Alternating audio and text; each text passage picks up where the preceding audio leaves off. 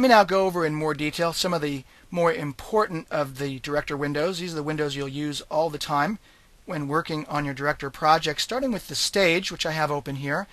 The stage really dominates the Director workspace.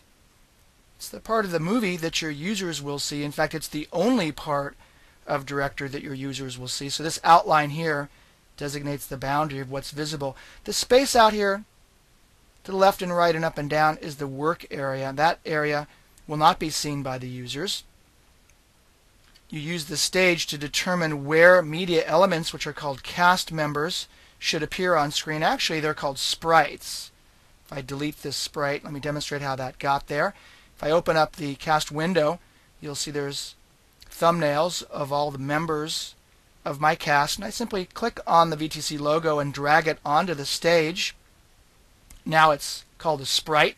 Cast member is here. More about sprites and cast members later. Now I can modify these elements, these sprite elements on my stage. If I choose the tool palette, I usually keep that open to the left, and then I select the black arrow tool or the pointer tool, I can then manipulate these sprites, including their size. I also have properties down here, notice, of that sprite. I can also modify the properties of the stage or the project, the Director project itself, by clicking in the work area over here so that everything is deselected on the stage, and then choosing from the main menu window, Property Inspector.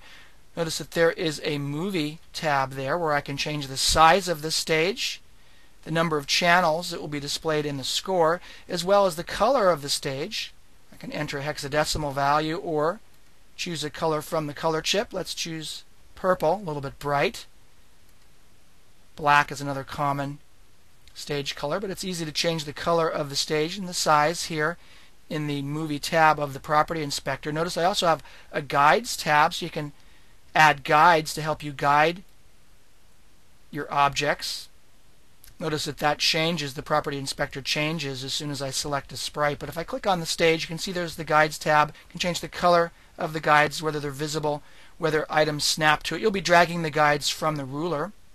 You also have a grid that can be composed of dots or lines. You can add these grids by choosing View, Guides and Grid, Show Grid. There's my grid, and that's the lines version. I can also change the grid to dots. That's a little bit hard to see. Let's change the color.